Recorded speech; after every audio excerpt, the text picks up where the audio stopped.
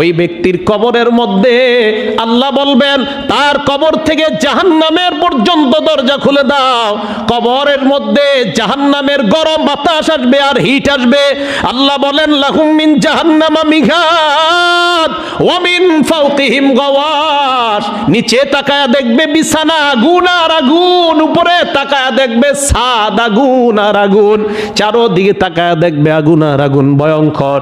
নবী বলেন ইয়াদিকু কবর এমন সংকুচিত হবে হাত্তা তাখতালিফা আজলাউহু, তার হাড্ডিগুলা একটা আরেকটার ভাবসাব এমন মনে হয় তার জীবনের সব অর্জন হয়ে গেছে, আর দরকার নাই। তো আল্লাহ বললেন ইবাদত করো মরণ পর্যন্ত। আল্লাহ মরণ হবে কিনা তুমি জানায়া দাও। সূরা আনকাবুতের 57 নম্বর আয়াতে আল্লাহ জানায় কুল্লু নাফসিন যায়িকাতুল মাউত, আত্মা বলতে মরণের স্বাদ গ্রহণ করবে, কোনো সন্দেহ নাই। মরণ যেহেতু হবে তাই আল্লাহর কাছে দোয়া করা, রব্বি কদ আতাইতানি মিনাল মুলকি ওয়া আল্লামতানি মিন তা'ওয়িলিল আহাদিস ফাতিরাস সামাওয়াতি ওয়াল আরদ আনতা ওয়ালিয়্যি ফিদ দুনিয়া ওয়াল আখিরাহ তাওয়াফফানি মুসলিমা ওয়া আলহিকনি বিস সালিহিন। এই জন্য আল্লাহর কাছে দোয়া করা। আল্লাহ পালানোর কোন রাস্তা আছে কিনা তুমি জানা দাও।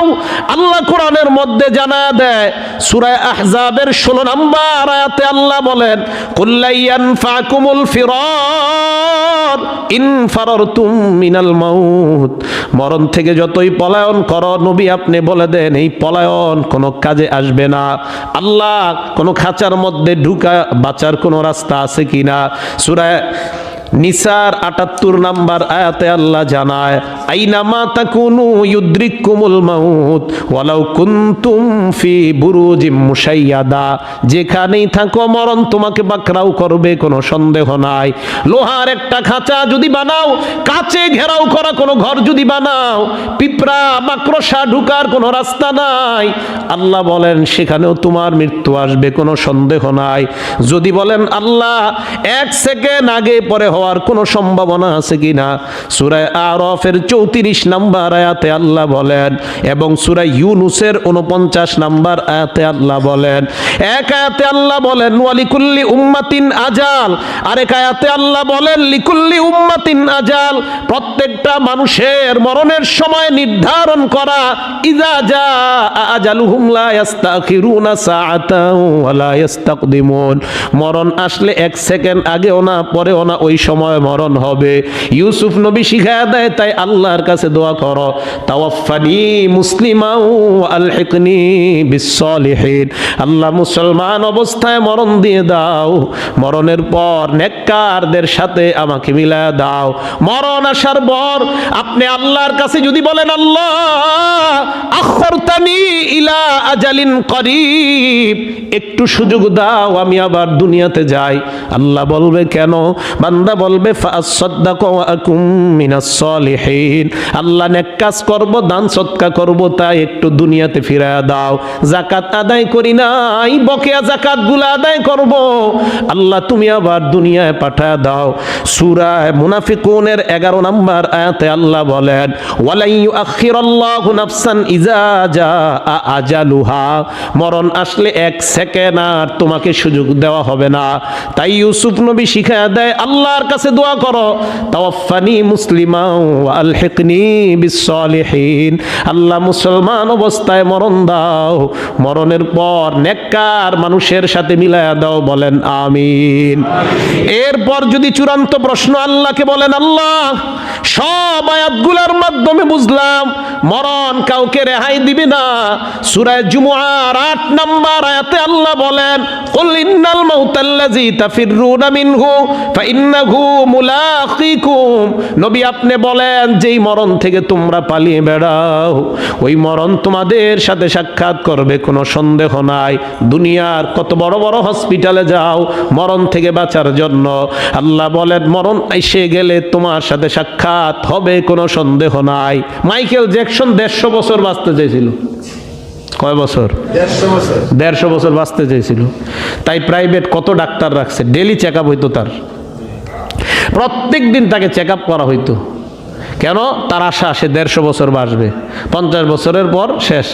মারা যাওয়ার পরে সব ডাক্তাররা ওরে চেক আপ, মানে চেক আপের পর চেক আপ, দেখি না কোনো দিক দিয়ে একটু আসে টাছে কিনা। কত চেক আপ হইল, লাভ হয়নি।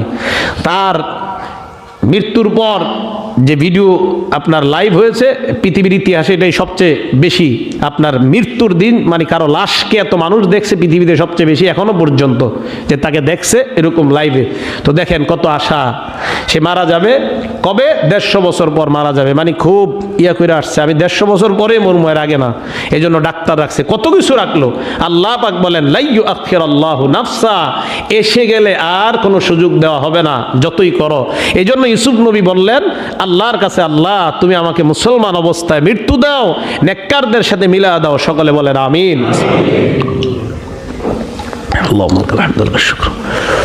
রাসূল সাল্লাল্লাহু আলাইহি সাল্লামের সাহাবা বারা ইবনে আযিব রাদিয়াল্লাহু তাআলা উনি বলেন খরজনা মা রাসূলিল্লাহি সাল্লাল্লাহু আলাইহি ওয়াসাল্লাম ফি জানাজাতি রাজুলিন মিনাল আনসার। নবীজি সাল্লাল্লাহু আলাইহি সাল্লাম মরণের কোনো ব্যাপার আসলে নবীজি নিজেও এমন হয়ে যাইতেন। আল্লাহ রসুল দুনিয়ার শ্রেষ্ঠ মানুষ, দুনিয়ার শ্রেষ্ঠ একজন ব্যক্তি, মরণের কোনো বিষয় আসলে উনি একদম এমন হয়ে যাইতেন, কথা বলতেন না, চুপচাপ নবীজি সাল্লাল্লাহু আলাইহি সাল্লাম বসে যাইতেন।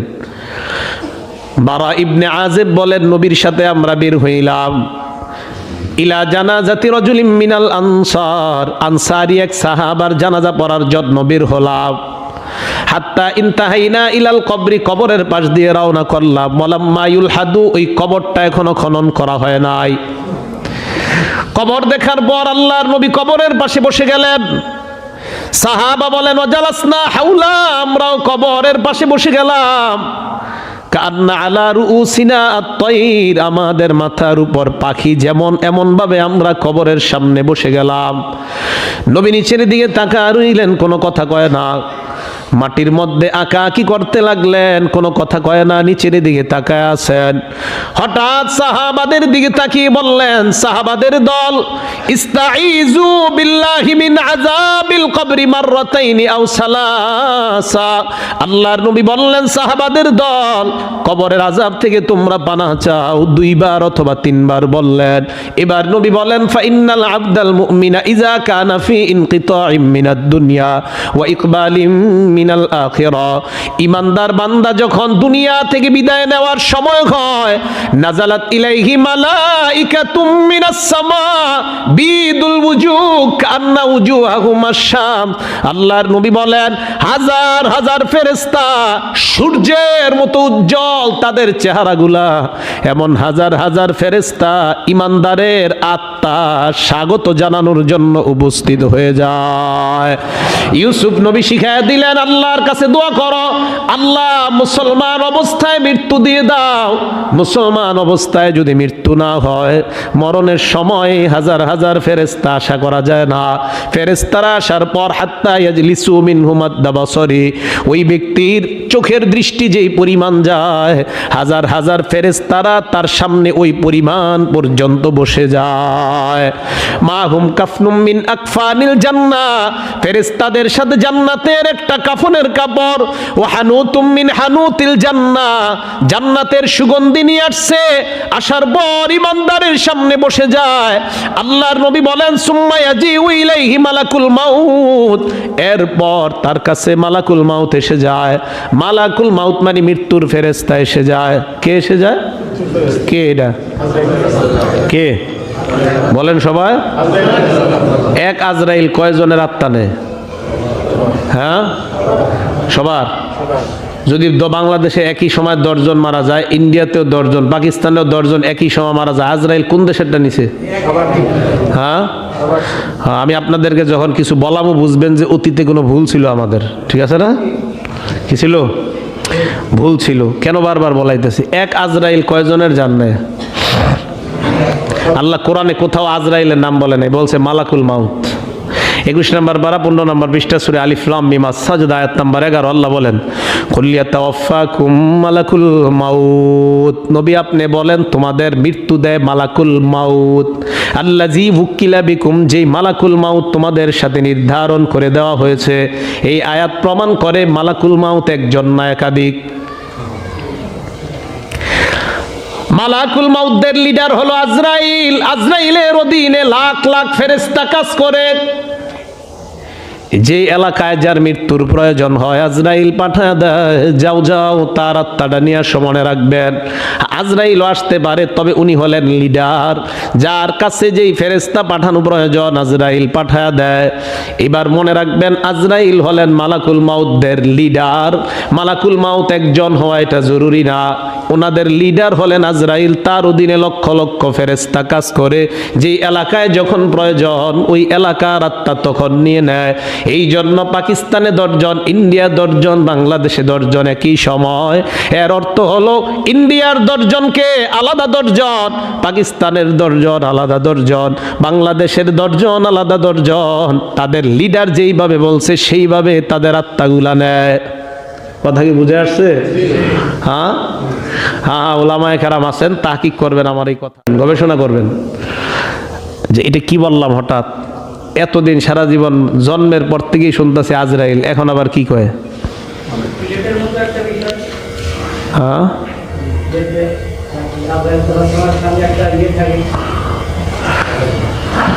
মালাকুল মাউত আজরাইলের সামনে থাকে। নবীজি গেছে, আজরাইলের সাথে দেখা হয়েছে। দেখা হওয়ার পর দেখে তার সামনে লিস্টি, অনেকগুলা লিস্টি। নবীজি জিজ্ঞাসা করছেন এগুলো কিসের লিস্টি? আজরাইল কয় হুজুর কার কবে মৃত্যু হবে এই লিস্টি আমার কাছে। তো কয় যেদিন যার মৃত্যু হবে সেদিন আমি ওই জায়গায় ওই পরিমাণ পাঠাইয়া দিই তার আত্মা আনার জন্য, শুধু আল্লাহর হুকুমের অপেক্ষায় থাকি। বুঝে আসছে? হ্যাঁ, আত্মা আজরাইলও নিতে পারে আপনার, সেটা আজরাইলের ব্যাপার।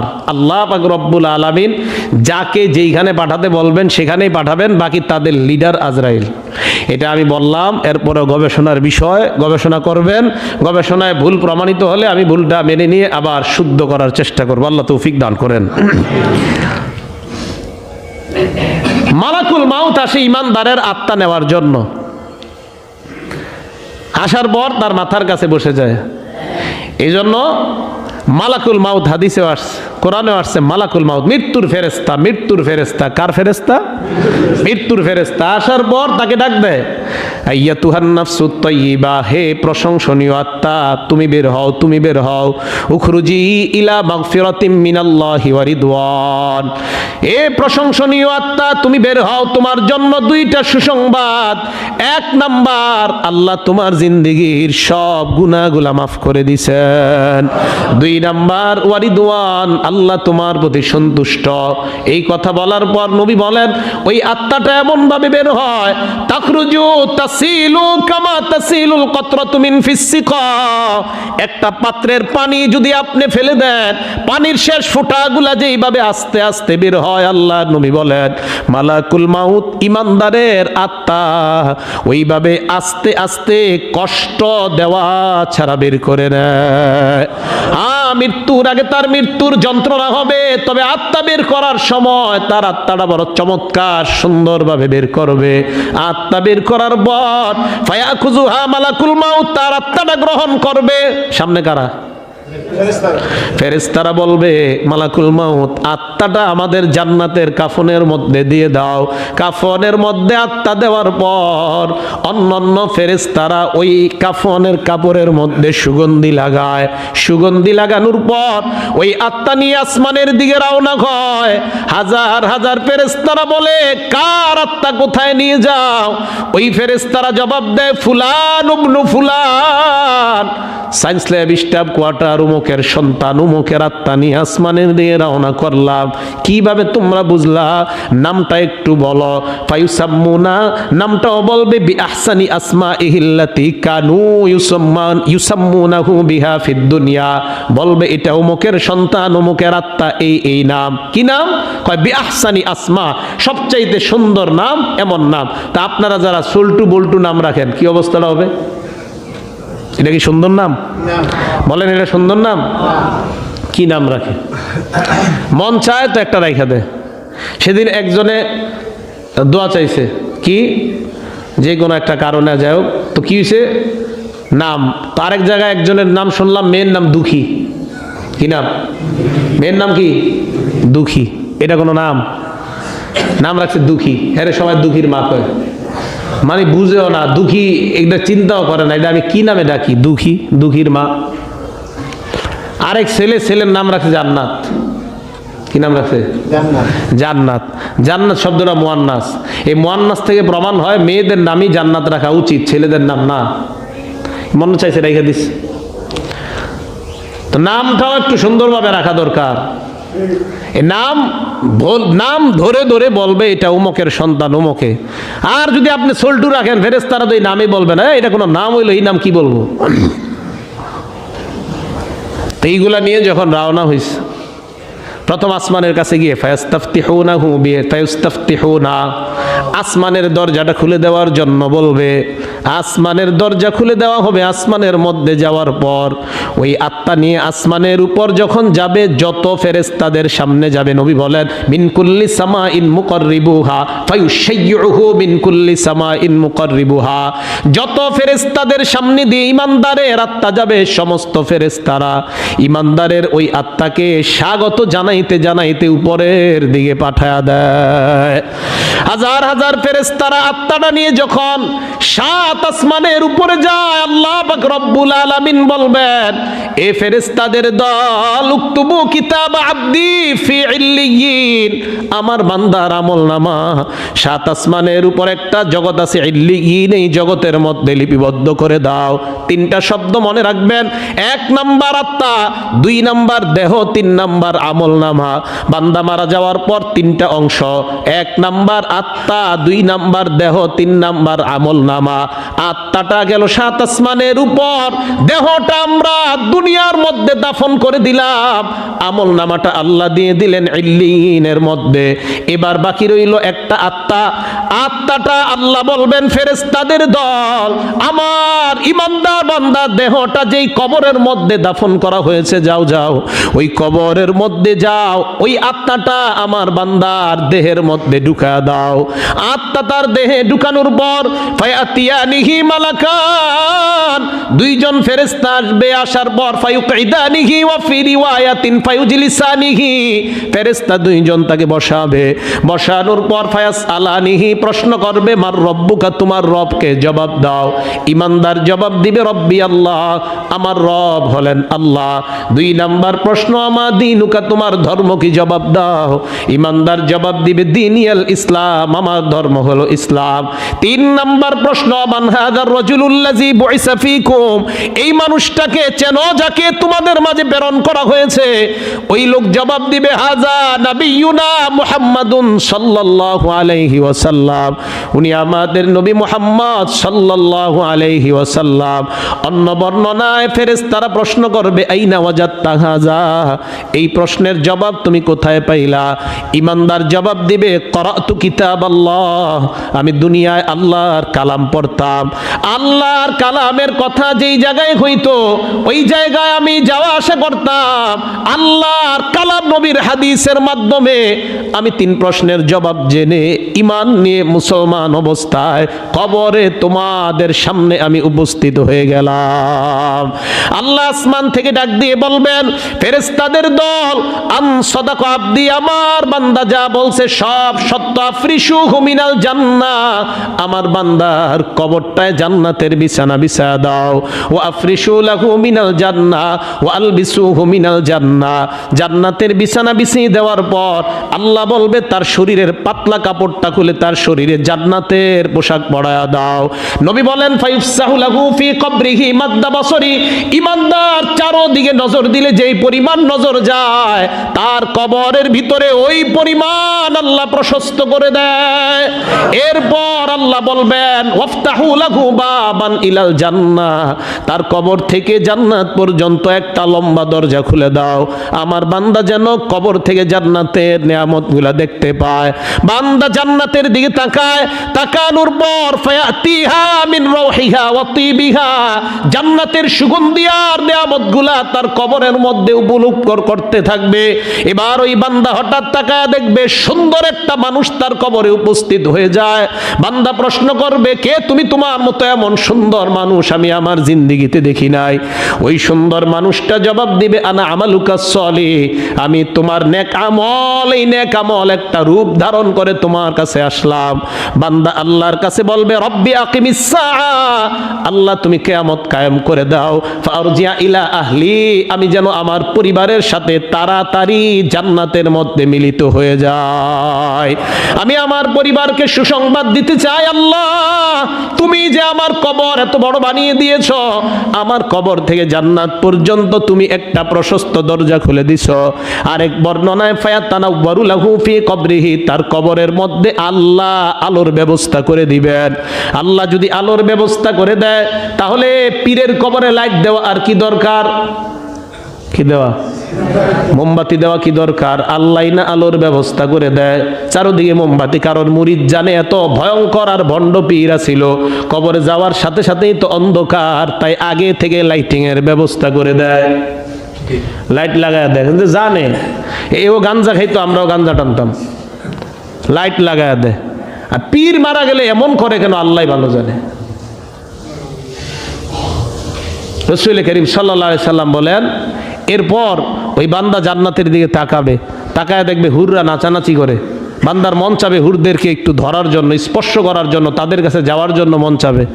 আল্লাহ পাক বলেন, থাম, নাম কারাউমাতিল আরুস, বাসর রাতের দুলার মতো ঘুমা, লা ইউকিজুহু ইল্লা আহাব্বা আহলিহি, যে বাসর রাতের দুলাকে তার প্রিয়তমা ছাড়া অন্য কেউ জাগ্রত করে না, সেখানে তোমার প্রিয়তমা বা প্রিয়তম কেউ না, আমি আল্লাহ তোমার প্রিয়তম হয়ে গেলাম। আল্লাহ তাকে জাগ্রত করবে, জাগ্রত করার পর আল্লাহ তাকে জান্নাত দান করবে কিয়ামত পর্যন্ত। আল্লাহ বলবেন, ঘুমাও, বাসর রাতের দুলার মতো ঘুমাও। তো জান্নাতের নেয়ামত সেখানে উপভোগ করতে থাকবে। নবীজি কবরের সামনে বসেই বলতেছেন, হাদিসটা এরপর বলেন, ওয়াইন্নাল আবদাল কাফিরা, পাপাচার বান্দা যখন দুনিয়া থেকে বিদায় নেওয়ার সময় হয়, ওই বান্দার সামনেও হাজার হাজার ফেরেশতা উপস্থিত হয়ে যায়। ওই ফেরেশতারা আসার পর বান্দার চোখের সামনে বসে যায়। মালাকুল মাউত তার মাথার কাছে আসে, আসার পর ফেরেশতাদের সাথে থাকবে। নবী বলেন, মাহুমুল মাসু, সালার একটা বস্তা অথবা সালার একটা চট নিয়ে বান্দার সামনে উপস্থিত হয়ে যায়। মালাকুল মাউত আসার পর তাকে বলবে, আইয়াতুহান নাফসুল খাবিসা, হে খারাপ আত্মা তুমি বের হও, আল্লাহ তোমার প্রতি বড় রাগান্বিত, বড় গুসা, তুমি বের হও। খারাপ আত্মাটা কিভাবে বের হবে? নবী বলেন, ইউনতাজাউ কামা ইউনতাজাউ সাফুদু মিনাস সুফিল মাবলুল, ভেজা রুই থেকে লোহা যেইভাবে বের করা হবে, অথবা পশমের গোড়ায় গোড়ায় কাঁটা দিয়ে আঘাত করলে যেই পরিমাণ ব্যথা হবে, তার শরীর থেকে আত্মাটা ওইভাবে কষ্ট দিতে দিতে বের করা হবে। আত্মা বের করার পর সালার বস্তার ভিতর তার আত্মাটা ঢুকানো হবে। ঢুকানোর পর ফেরেশতারা রওনা করবে। আগেই বলেছিলাম তিনটা কথা, আমল নামা, আত্মা আর দেহ। তার আত্মা নিয়ে যখন আসমানের দিকে রওনা হয়, আল্লাহ বলবেন, আত্মাটা আসমানে উঠানোর কোনো প্রয়োজন নাই।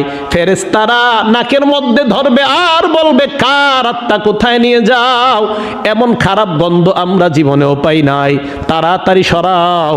আল্লাহ বলবেন, আমার বান্দার আমল নামা সিজ্জিদ নামক জেলখানায় লিপিবদ্ধ করে দাও। দেহের মধ্যে তার আত্মাটা দিয়ে দাও। কবরের মধ্যে তার আত্মা দেওয়ার পর ফায়াতিয়ানিহি মালাকান, দুইজন ফেরেশতা তার কাছে আসবে। তাফসীরের কিতাবে আসছে, মাথা থেকে পা পর্যন্ত বড় বড় চুল দেখা যাবে। দুইটা চোখকে মনে হবে 12টার মতো চোখ মনে হবে, এমন ভয়ঙ্কর চোখ নিয়ে তার সামনে উপস্থিত হবে। উপস্থিত হওয়ার পর তাকে প্রশ্ন করবে, তোমার রবকে জবাব দাও, ধর্ম কি জবাব দাও, এই নবীকে চিনো কিনা জবাব দাও।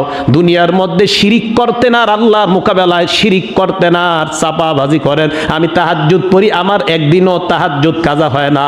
শিরিক করবেন আর কবরে যাইবেন, যাওয়ার পর দেখেন গুতা একটাও মাটির মধ্যে পড়বে না। খুব তাহাজ্জুদ গুজার দাবি করেন না, শিরিক করে আমি একদিনও তাহাজ্জুদ ছাড়ি না, করে শিরিক, একদিনও তাহাজ্জুদ ছাড়ে না। আপনি ছাইরেন না, আপনি ঘষতেই থাকেন কপাল মসজিদের মধ্যে, সারাদিন ঘষেন, আর ঘষার পর মসজিদ থেকে বাইরে হয়ে করেন শিরিক। 3 প্রশ্ন করার পর আমি কিছুই জানি না, হা হা লা আদরি, আমার প্রশ্নের জবাব জানা নাই, হা হা লা আদরি। মুসলমান, আমি আর আপনি যেন এমন না হই, আল্লাহ হেফাজত করেন, বলেন আমিন। ওই বান্দাকে ফেরেশতারা বলবে, আলাম ইয়াতিকুম নাযীর, তোমার কাছে কি কেউ ভয় দেখার জন্য তোমার কাছে আসে নাই?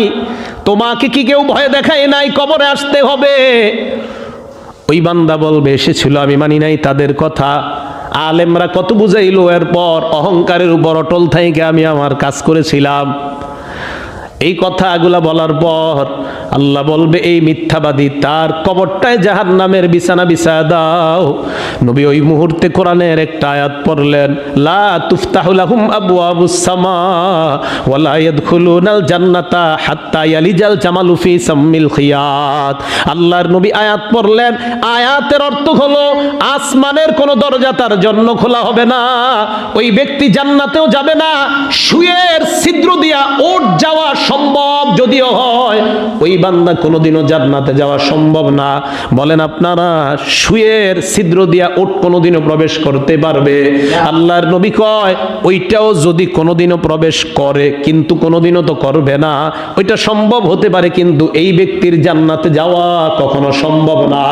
ওই ব্যক্তির কবরের মধ্যে আল্লাহ বলবেন, তার কবর থেকে জাহান্নামের পর্যন্ত দরজা খুলে দাও।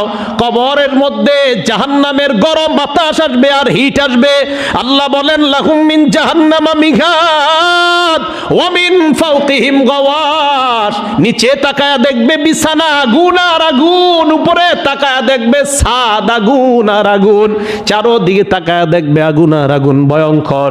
নবী বলেন, ইয়াদিকু, কবর এমন সংকুচিত হবে, হাত্তা তাখতালিফা আযলাউহু, তার হাড্ডিগুলা একটা আরেকটার মধ্যে ঢুকে যাবে।